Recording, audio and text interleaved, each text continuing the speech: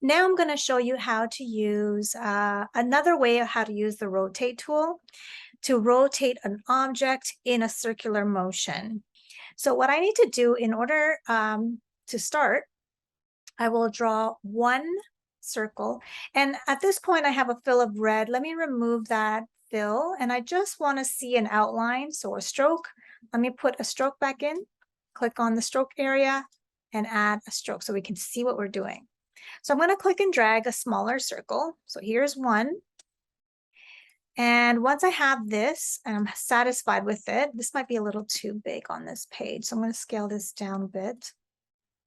Okay. And then I'm going to draw a larger circle underneath just to help us guide us. So I'm going to just maybe draw something like this. So the objective here is when I click and drag, as you can see, this line, this pink line shows up. That is showing me the center points of the circle. So it actually aligns perfectly, centered right on the top.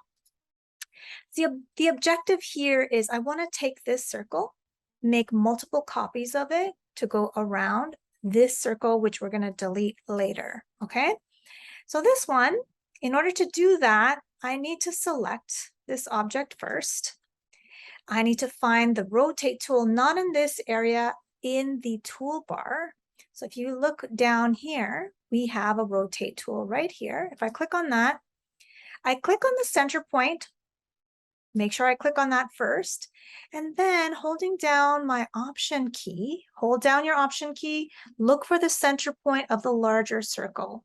You may have to double click on it because we need this window to come up.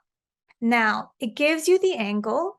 You'll have to tell it. We know that a circle is 360 degrees. So if you don't know that, a circle is 360 degrees, okay? Now, what you need to type in is 360 and divided by, we don't have to do any math here. We just have to input the formula. The divided by symbol is actually the forward slash. So wherever your question mark is, you should see the forward slash. And what I want to do is take this circle, and as I know there's 12 of these, I want to divide it by 12. Okay, so instead of pressing OK, I don't want to do that because it's going to just move it over. I want to make a copy of it. Copy, there we go. Now that I have one copy, the quick shortcut to basically copy it over and over and over again is Command D, all the way until we have completed the color wheel. Then I could remove this center point here.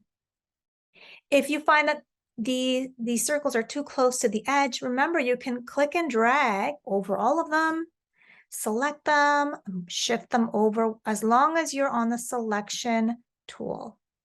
After that, you could start filling them in with color, with proper color.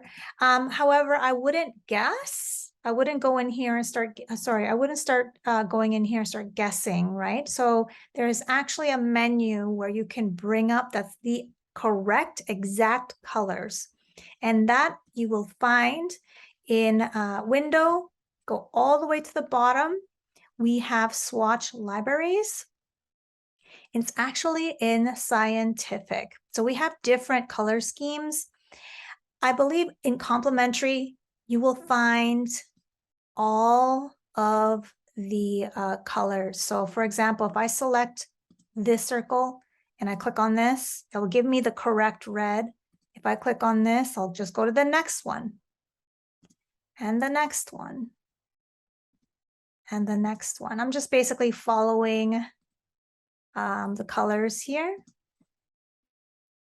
Sorry, the next one should be here.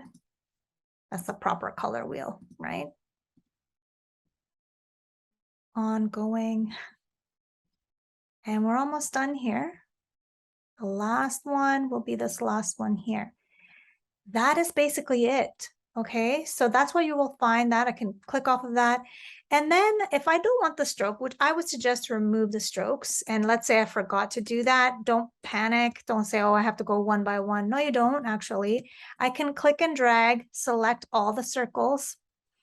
And the fill, it will not show me the fill because it's multiple different colors, but the stroke, because they're all the same, I can click on that and remove it completely. So now I just have the circles by itself.